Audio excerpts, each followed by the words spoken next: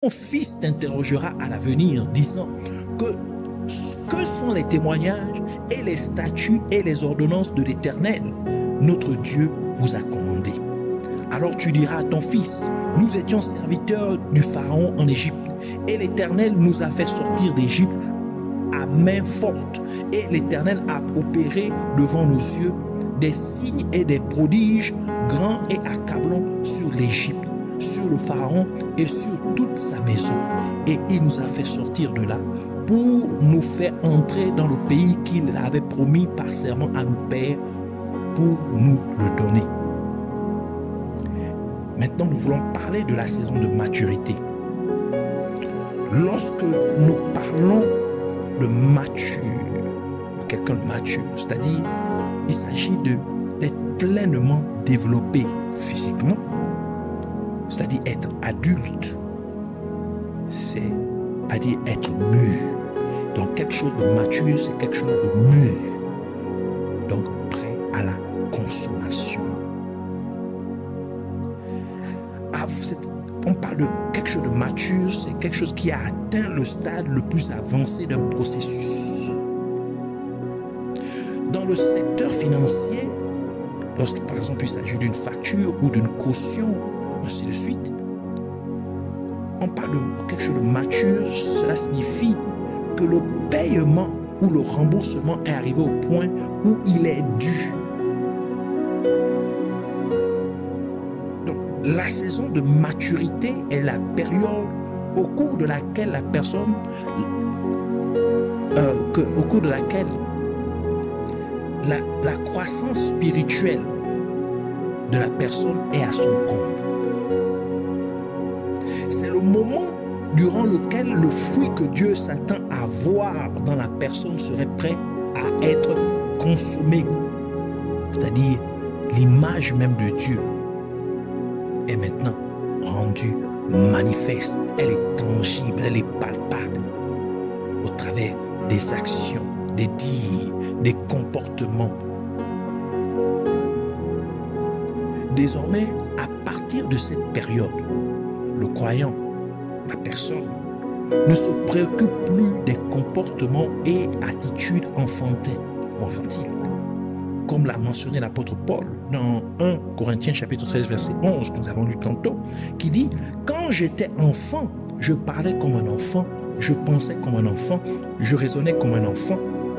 Quand je suis devenu homme, c'est-à-dire adulte, j'en ai fini avec ce qui était de l'enfant. » Donc on est devenu mature.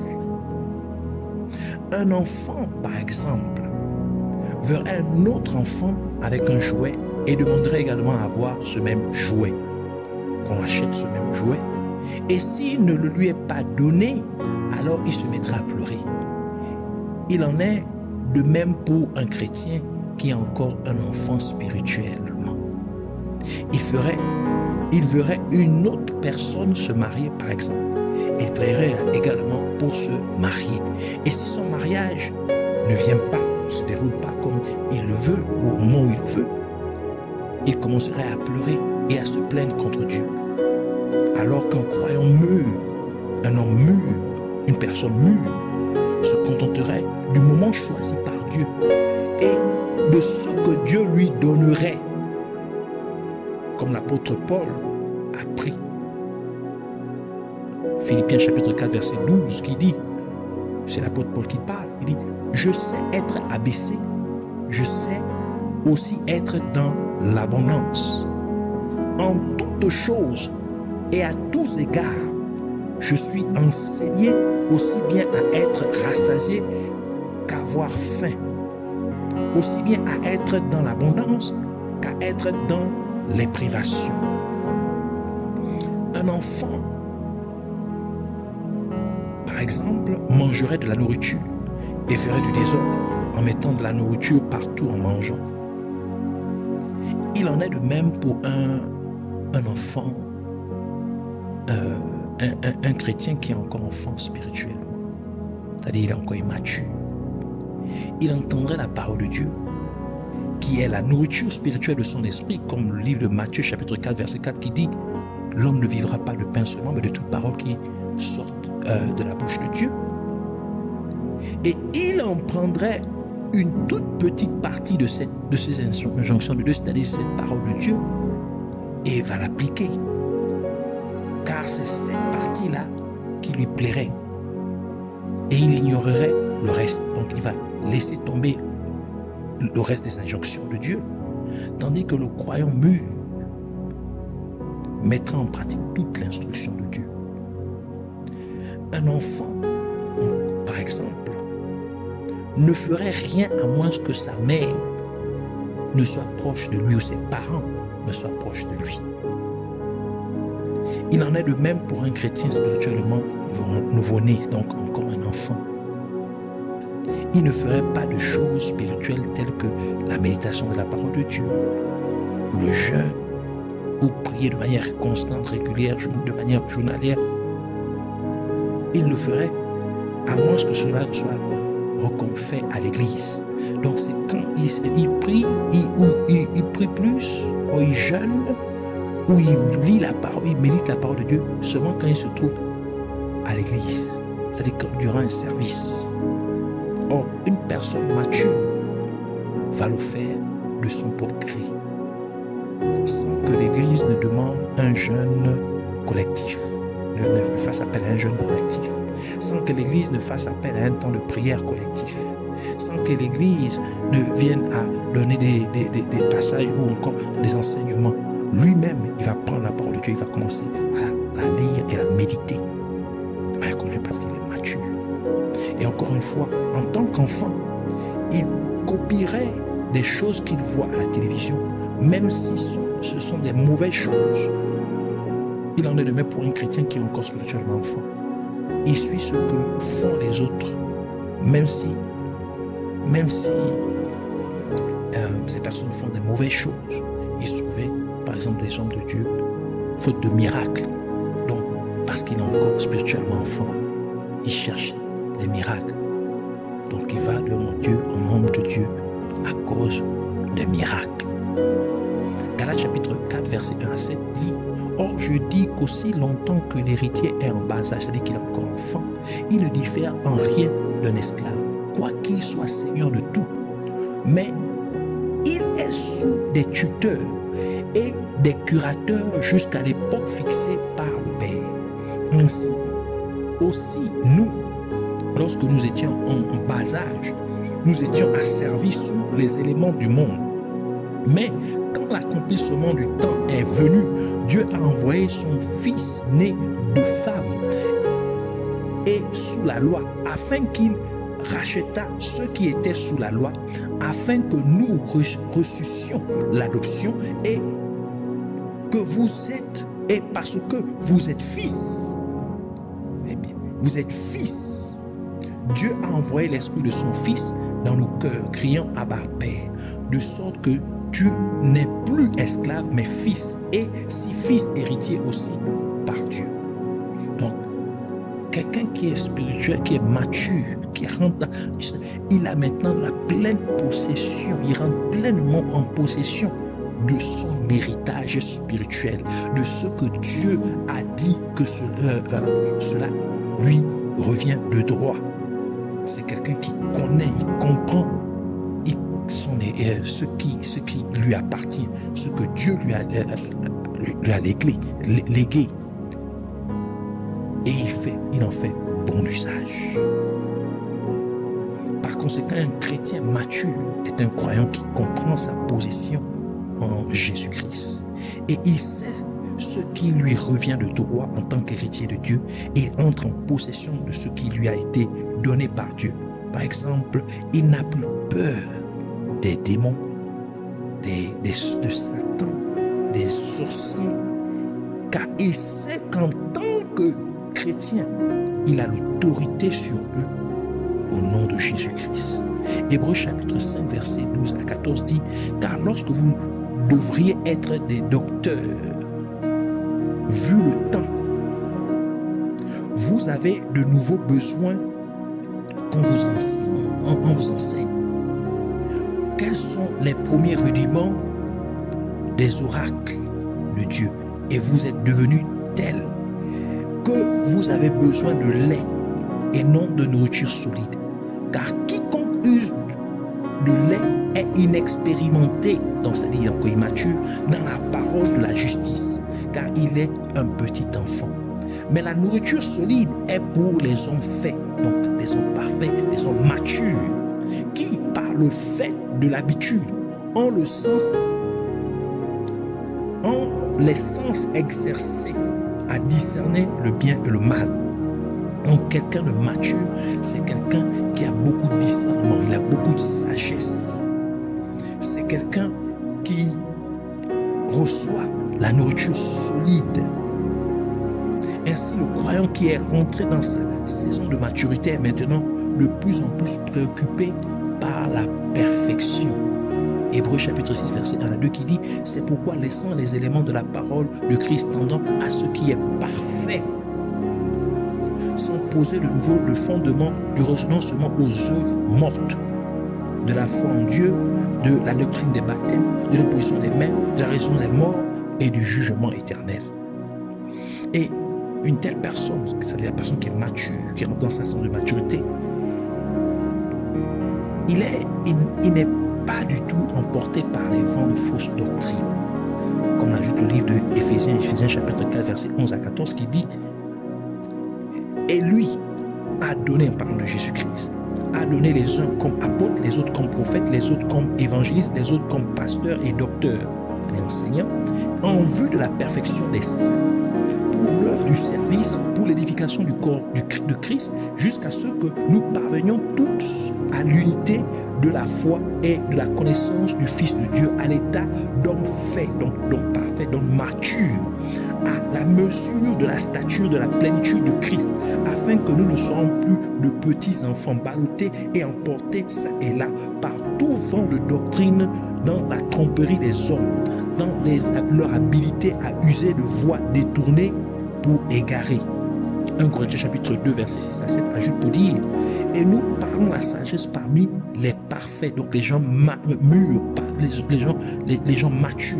Sagesse toutefois non pas de ce siècle, ni des chefs de ce siècle qui s'en vont, mais nous parlons la sagesse de Dieu en mystère, la sagesse cachée, laquelle Dieu avait préordonnée avant les siècles pour notre gloire. Ainsi, une telle personne, par la sagesse de Dieu, qui prévoit les choses à venir, et donc cette personne elle n'est pas surprise par les événements. Elle n'est non pas plus émue par eux. Comme Proverbe chapitre 22 verset 3 qui dit « L'homme prudent voit le mal de loin et se cache, mais les simples avancent et sont punis. » Donc, quelqu'un qui est mature spirituellement, il devient maintenant une personne prudente. Une personne qui peut lire les événements avant qu'elles ne viennent, avant qu'elles ne se produisent. Il sait ce qui va arriver. Et lorsque les événements arrivent, il n'est pas surpris. Jésus est celui qui perfectionne, qui nous amène à cette maturité. Il perfectionne notre foi. Comme Hébreux chapitre 12 verset 2 qui dit « Les yeux fixés sur Jésus, qui est le pionnier de la foi. » Donc celui qui perfectionne notre foi et qui la porte à son accomplissement, donc à sa maturité. En cette saison de maturité, la personne n'est plus concernée ou intéressée par les possessions matérielles, donc les choses. Mais son cœur et ses pensées sont pleinement fixés sur les choses de Dieu, sur les choses en haut. Tout comme Jésus-Christ répondant à Pierre, qui, sous l'influence de Satan, essaie d'empêcher Jésus de mourir à la croix. Matthieu chapitre 16, verset 21-23 qui dit « Dès lors, Jésus commença à montrer à ses disciples qu'il fallait qu'il allât à Jérusalem et qu'il souffrit beaucoup de la part des anciens et des principaux sacrificateurs et des scribes, et qu'il fut mis à mort et qu'il fut ressuscité le troisième jour. Et Pierre, le prenant à part, se mit à le reprendre, disant « Seigneur Dieu, t'en préserve, cela ne t'arrivera point. » Mais lui, s'en retournant, dit à Pierre « Va arrière de moi, Satan. Tu mets un scandale, car tes pensées ne sont pas aux choses de Dieu, donc ne sont pas conformes à la volonté de Dieu. »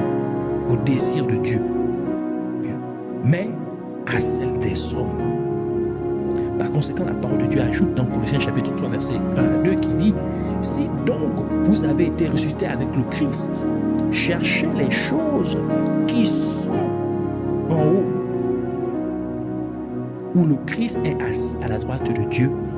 Pensez aux choses qui sont en haut, non à celles qui sont sur la terre. » Si vous avez été ressuscité avec le Christ, or, quand Jésus-Christ est ressuscité, il est arrivé à la maturité de son parcours, de son processus sur terre.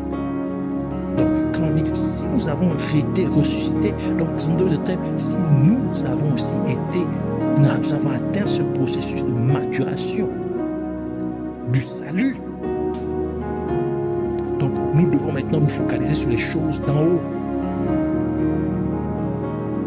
et non les choses d'en bas.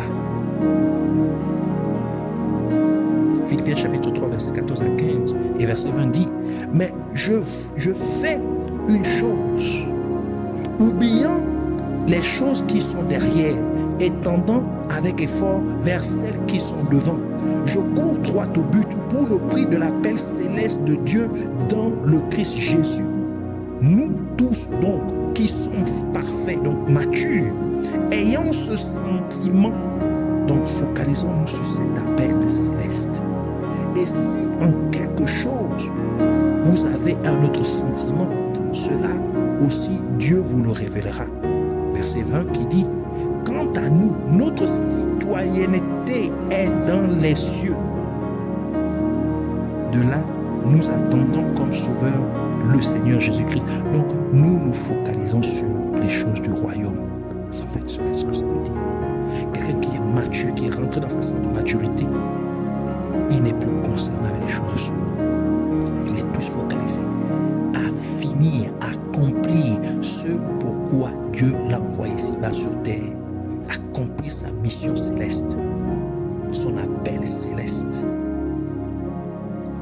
Il est plus focalisé aux choses du royaume. C'est quoi? Notre citoyenneté est dans les cieux. La personne qui est spirituellement mature a coupé les liens avec tout ce qui peut le garder attaché aux choses de ce monde. Donc, à travers la musique et les films mondains, il a coupé les liens avec la musique, les films mondains et les choses de ce genre. Tout ce qui ne glorifie pas Dieu, mais qui exalte plutôt les choses de ce monde. Il a coupé tout lien avec cela. Matthieu chapitre 16, verset 26 dit « Car que profitera-t-il à un homme s'il gagne le monde entier et qu'il fasse la perte de son âme? Ou que donnera un homme en échange de son âme? » Ainsi, la personne est maintenant pleinement donnée à Jésus-Christ. Et cela est bien décrit par la parole suivante de l'apôtre Paul dans Philippiens chapitre 1, verset 21 qui dit « Car pour moi, vivre, c'est Christ, et mourir est un gain. » Et mourir, un gain. Donc, cette saison de maturité